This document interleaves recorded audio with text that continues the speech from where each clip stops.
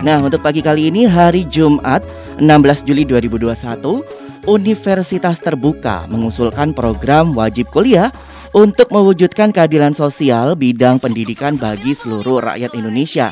Nah, program ini Mitra Suara Giri juga sejalan dengan harapan Presiden Joko Widodo untuk pembangunan dan pemerataan pendidikan di Indonesia. Sebetulnya program wajib belajar 9 tahun ini pernah diterapkan pada tahun 1994. Lalu kemudian diperpanjang menjadi wajib belajar 12 tahun pada tahun 2015 lalu. Namun menurut Rektor UT, program tersebut ini perlu diperpanjang menjadi wajib kuliah. Apa, mengapa, dan bagaimana mekanisme program wajib kuliah tersebut? Nah, kita simak sesaat lagi talk show bersama Universitas Terbuka untuk memahaminya. Nah, saat ini, pagi kali ini Mitra Suara Giri, sudah hadir di studio Bapak Profesor Dr. Muhammad Imam Farisi MPD selaku Direktur Universitas Terbuka Jember. Betul ya Bapak? Selamat pagi Bapak. Betul. Selamat pagi Mas Dede. Nah, di studio juga ada Ibu Evi Rusdiana SE. Beliau selaku Manajer Keuangan dan Umum Universitas Terbuka Jember. Selamat pagi Ibu. Selamat pagi Mas Dede. Nah, seperti yang dikutip dari antaranews.com, menurut Profesor Ojat, Rektor UT, bahwa ke depan biaya uang kuliah tunggal atau UKT di UT ini diharapkan bisa gratis ya Ibu, Bapak. Nah, sementara biaya operasional UT ini ditanggung oleh pemerintah dan pemangku kepentingan lainnya. Apa sih nalar di balik gagasan ini? Kok ada gitu loh? Nanti bakal gratis kuliah. Enak banget. Gimana nih Bapak? Ya, terima kasih Mas Dede. Selamat pagi Mitra Giri FM dimanapun Anda berada. Kita berjumpa lagi lah dalam acara bincang-bincang gitu ya, bincang-bincang di dunia pendidikan tinggi khususnya dengan Universitas Terbuka. Mudah-mudahan dengan begini keinginan masyarakat untuk mendapatkan pendidikan hingga pada jenjang pendidikan tinggi itu bisa terwujud.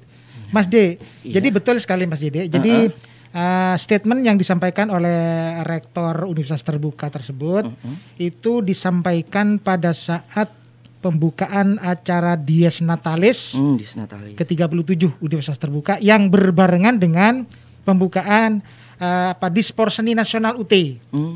Jadi kegiatan Dispor Seni itu diskusi pekan olahraga dan seni bagi seluruh mahasiswa Universitas Terbuka. Nah, karena sekarang nasional juga kita mengundang mahasiswa dari berbagai perguruan tinggi di seluruh Indonesia gitu. Untuk wilayah Jember ini kita mengundang Universitas Negeri Jember, Universitas Jember untuk terlibat dalam kegiatan Dispor Seni itu. Nah, salah satu statement yang ini tampaknya yang pertama kali disampaikan oleh rektor perguruan tinggi. Jadi belum ada statement dari rektor perguruan tinggi yang lain wacana untuk menggratiskan gitu ya, istilahnya ya, menggratiskan atau mewajib kuliahkan warga negara pada jenjang pendidikan tinggi. Selama ini kan yang kita kenal dengan wajib belajar itu 9 untuk tahun. usia pendidikan dasar gitu, SD SMP 9 tahun. Kemudian pada tahun 2015 dibuka lagi, ditingkatkan lagi ke jenjang pendidikan menengah ke tingkat SMTA. Nah, wacana ini dilontarkan karena memang pada waktu itu, pada saat pembukaan Dies Natalis gitu ya, pencanangan Dies Natalis ke-37 Universitas Terbuka itu hadir Ketua MPR RI. Jadi hadir, jadi beliau menyaksikan langsung statement yang gagasan yang dilemparkan oleh Pak Rektor. Sebetulnya nalar yang berada di balik statement ini harapan sebetulnya ya.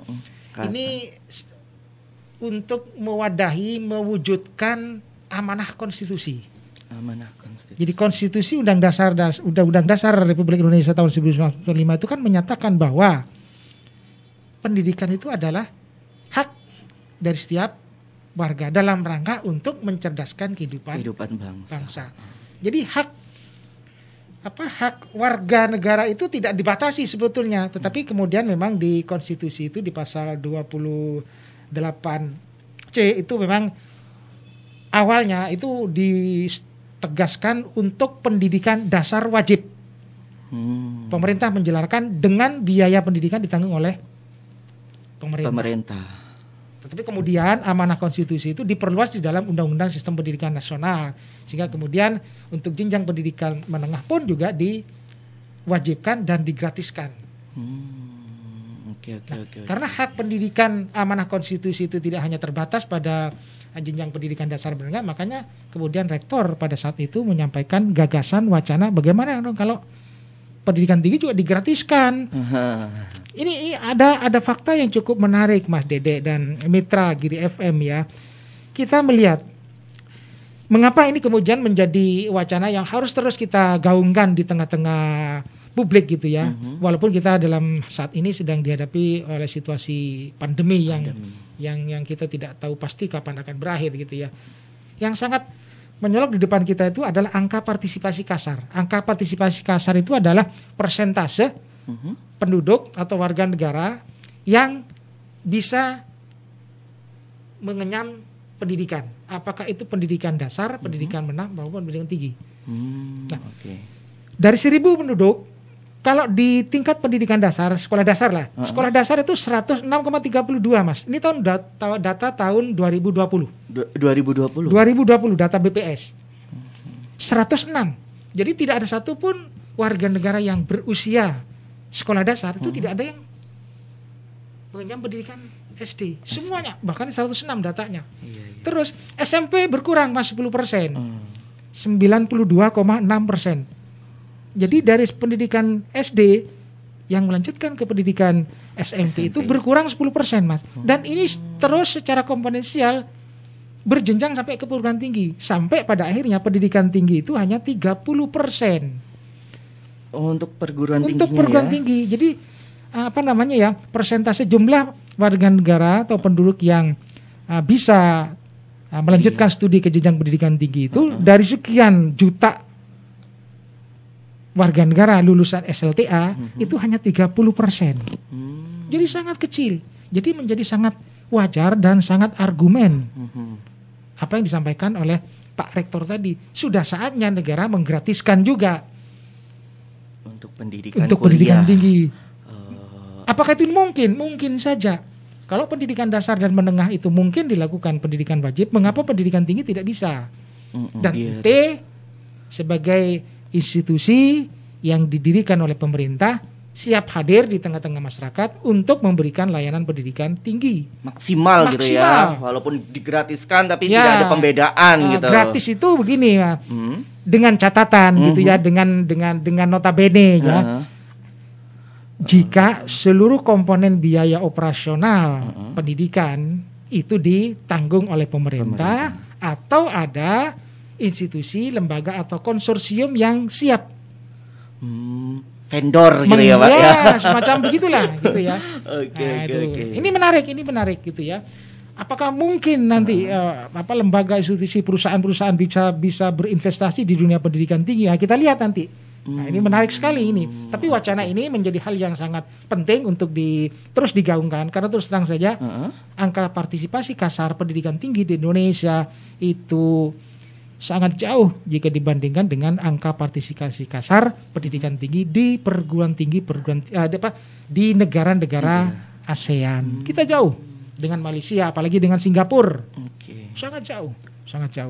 Itu esensinya, Mas. Jadi ini adalah amanat konstitusi dalam rangka untuk mencerdaskan kehidupan bangsa dalam hal pendidikan. Iya, nah, betul. Ini terus yang membedakan program wajib kuliah ini dengan program wajib belajar 9 dan 12 tahun itu apa sih Pak sebenarnya? Ya, perbedaannya begini.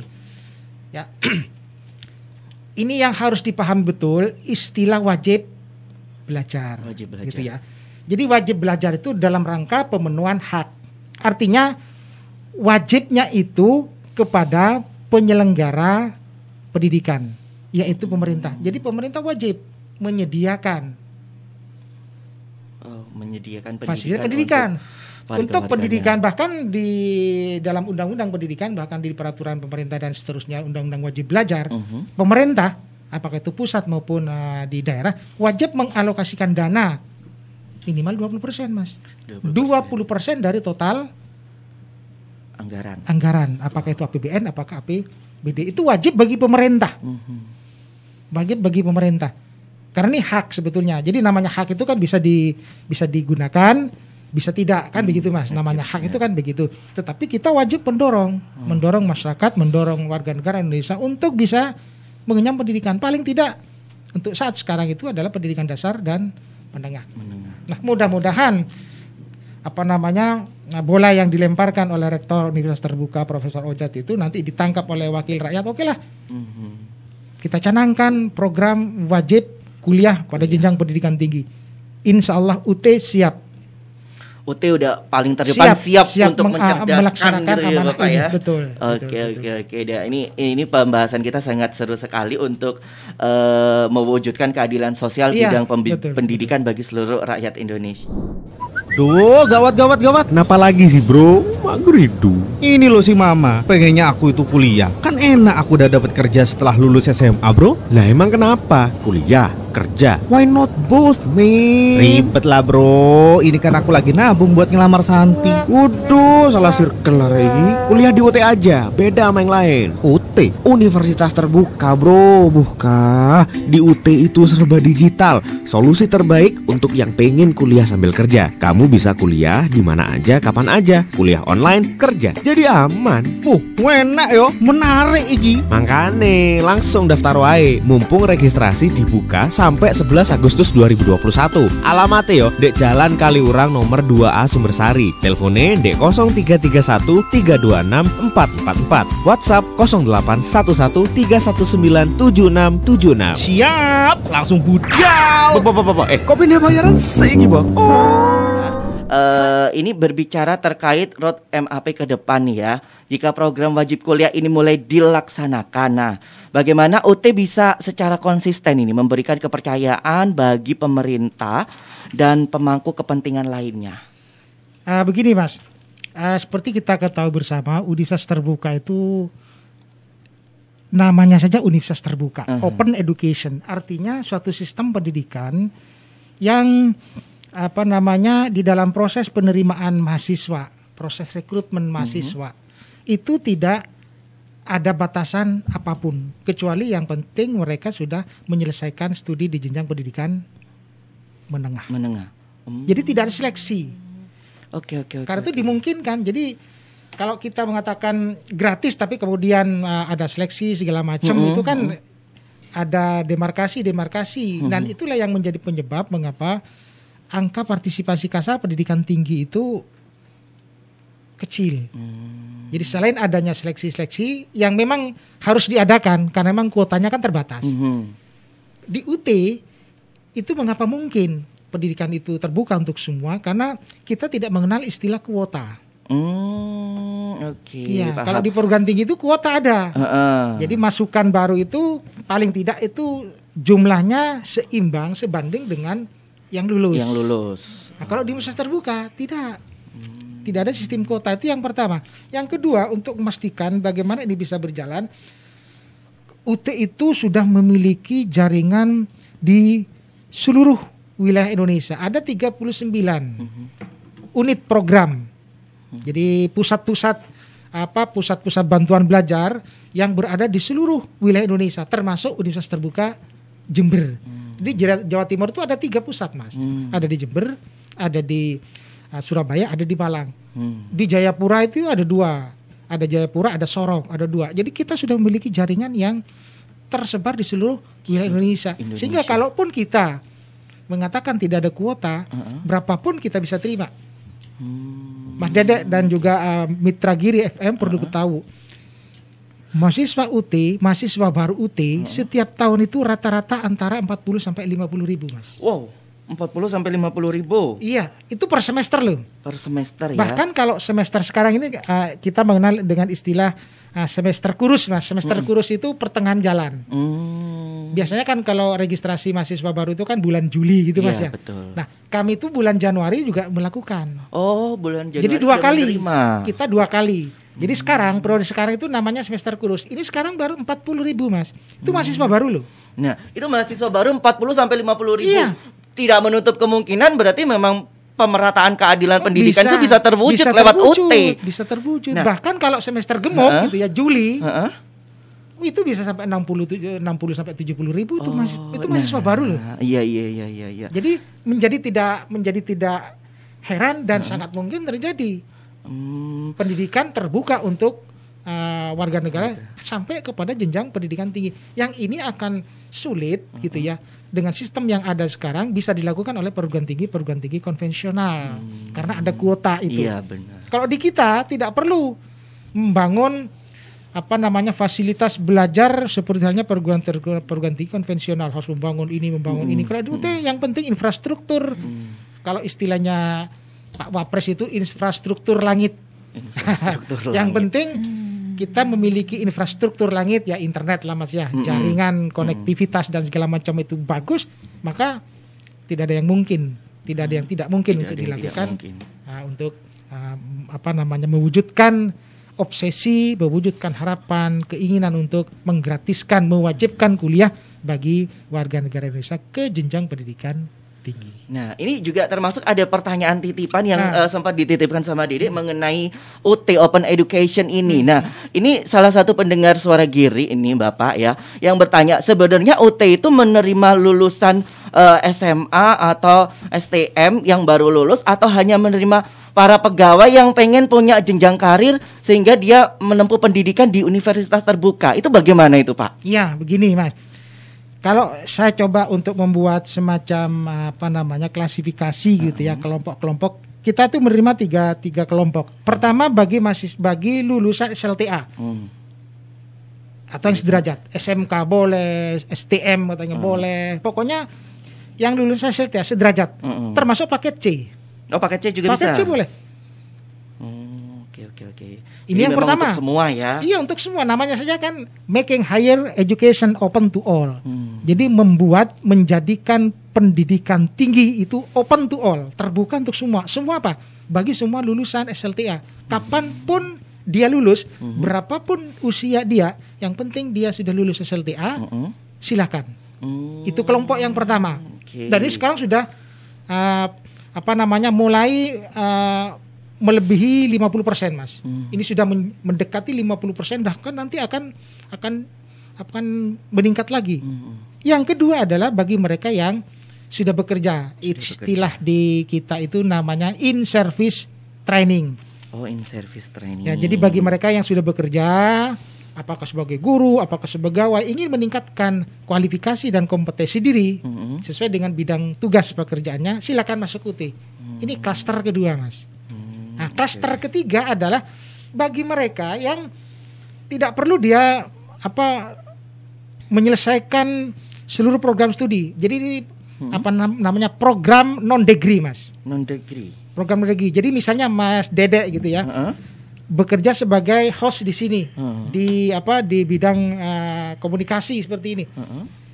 Mas Dede ingin mendalami ingin mendapatkan pengetahuan kompetensi tentang bagaimana sih menggiring suara publik agar bisa tertarik ke Suara Giri FM. Saya tidak punya ilmunya karena saya bukan lulusan ilmu komunikasi misalnya. Silakan Mas Dede atau siapapun mengambil mata kuliah yang dibutuhkan oleh Mas Dede atau siapapun pekerja-pekerja di sektor-sektor industri, ekonomi dan segala macamnya yang ingin mendapatkan pengetahuan dan kompetensi. Tak perlu saya harus menyelesaikan semua program untuk mendapatkan diploma ataukah jenjang sarjana tertentu. Enggak. Oh, bisa. Jadi hanya sistem mata kuliah sesuai dengan kepentingan. Seorang bisnismen, padahal dia lulusan SLTA, tidak punya kompetensi bidang keilmuan di bidang bisnis. Silakan ngambil di kita, namanya tuh PMKM. Silakan kita ngambil mata kuliah ini yang dibutuhkan saja, Mas. Begitu selesai yang bersangkutan akan diberikan sertifikat. Dan ini nanti yang akan menjadi bukti bagi yang bersangkutan bahwa yang bersangkutan sudah memiliki kompetensi yang dibutuhkan untuk melaksanakan tugas dan kewajibannya. Jadi ada 3 klaster, Mas. Klaster pertama itu adalah bagi mereka yang lulusan SLTA atau sederajat, berapapun usianya, berapapun dia tahun lulusnya, yang penting dia lulus SLTA. Yang kedua adalah bagi para pekerja dimanapun untuk melakukan upgrading, namanya itu program in-service training. Yang ketiga adalah bagi para pekerja termasuk mahasiswa juga yang ingin mendapatkan kompetensi pengetahuan tertentu di bidang mata kuliah tertentu. Silakan saja. Tertentu ya. Jadi double dong Pak kalau gitu. Boleh. Oh boleh. Boleh. Ya? Boleh. Jadi saya mahasiswa UI atau mahasiswa mana mengambil mata kuliah di UT, silakan. Yang tidak diperoleh di perguruan tinggi asal, silakan saja. Oke, paham. Ini pertanyaan yang lain masih kita save dulu ya. Nah, untuk mewujudkan pemerataan jenjang pendidikan wajib kuliah ini Pak ya, ini memang perlu sinergi dari berbagai pihak agar program wajib kuliah ini bisa terlaksana sampai saat ini. Nah, sinergi dalam bentuk apa sih yang sudah dilakukan untuk mendukung program tersebut yang sudah dilakukan sama UT khususnya? Mungkin Bu Evi nanti yang akan menjelaskan. Oke deh, sebelum kita beralih ke Bu Evi untuk menjawab pertanyaan apa saja yang bersinergi dengan UT gitu ya untuk mewujudkan kesetaraan pendidikan wajib kuliah ini, kita nikmati dulu beberapa yang spesial. Tetap di 95 Suara Giri FM Probolinggo. Duh, gawat. Kenapa lagi sih bro? Aku rindu. Ini loh si mama, pengennya aku itu kuliah. Kan enak aku udah dapat kerja setelah lulus SMA bro. Lah emang kenapa? Kuliah, kerja. Why not both, man? Ribet lah bro. Ini kan aku lagi nabung buat ngelamar Santi. Waduh, salah circle lah ini. Kuliah di UT aja, beda sama yang lain. UT, Universitas Terbuka bro. Buka. Di UT itu serba digital. Solusi terbaik untuk yang pengen kuliah sambil kerja. Kamu bisa kuliah di mana aja, kapan aja. Kuliah online, kerja. Jadi aman. Enak yo, menarik iki. Makane langsung daftar wae. Mumpung registrasi dibuka sampai 11 Agustus 2021. Alamatnya yo dek Jalan Kaliurang nomor 2A Sumbersari. Teleponnya dek 0331 326 444. WhatsApp 0811 319 7676. Siap, langsung budal. Kok pindah bayaran sih Bang? Suara Giri 95 FM. Kita makin seru karena kita membahas tentang pendidikan yang memang wajib kita miliki biar kita lebih pandai lagi gitu ya Bu, Pak. Ini tadi akan dibahas sama Ibu Evita mengenai sinergi dari beragam pihak ini untuk program wajib kuliah ini bisa terlaksana sampai saat ini. Nah, sinergi dalam bentuk apa nih yang sudah dilakukan untuk mendukung program tersebut dari UT, Ibu? Tentunya UT untuk meningkatkan layanan yang optimal itu kami bekerja sama dengan beberapa mitra, baik institusi, Pemkab ya, yang merupakan salah satunya ya pilar utama untuk keberhasilan UT juga ya Mas ya, karena juga dengan dukungan mitra ataupun institusi yang sudah bekerja sama dengan UT, salah satunya juga untuk itu tadi mencapai tujuan keadilan pendidikan tentunya di Indonesia ya tujuannya, dan juga untuk meningkatkan kompetensi sumber daya manusia. Dan alhamdulillah sampai saat ini UT Jember sudah menjalin kerjasama dengan beberapa mitra atau institusi, antara lain adalah ada Pemkab Jember. Kami diberi kesempatan berupa beasiswa bagi mahasiswa yang berasal dari Jember, itu kurang lebihnya ada ya 900 lebih lah ya mahasiswa UT yang mendapatkan beasiswa yang dari Pemkab Jember, yang itu merupakan juga bentuk dukungan dari Pemkab untuk program ya wajib kuliah ya. Insya Allah nanti juga mudah-mudahan terus bersinergi. Selain itu juga kami bekerja sama dengan Pemkab Banyuwangi melalui Dinas Pendidikan dan Kebudayaan Banyuwangi, Mas.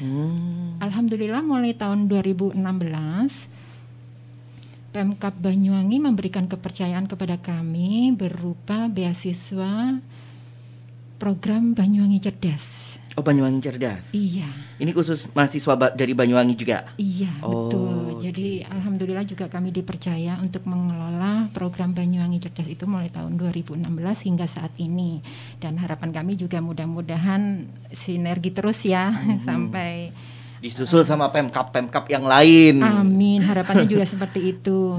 Kita juga pernah ya Prof ya kerjasama dengan Pemkab Situbondo kaitannya dengan program guru sekolah pendidikan guru sekolah dasar, itu masukan dari S1 Ya, beragam S1 ilmu. ya.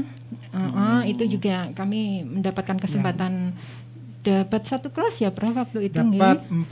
40 mahasiswa orang dua ya. kelas ya. Jadi bagi guru-guru SD yang belum linear. Oh iya, jadi yang belum bisa bersekolah lagi atau kuliah lagi di UT untuk melinearkannya itu ya Mas ya. Jadi kan para guru yang belum S1 pendidikan sekolah dasar untuk mendapatkan sertifikasi kan harus mengenyam pendidikan lagi untuk mendapatkan sertifikasi hingga harus menempuh pendidikan sekolah dasar di UT.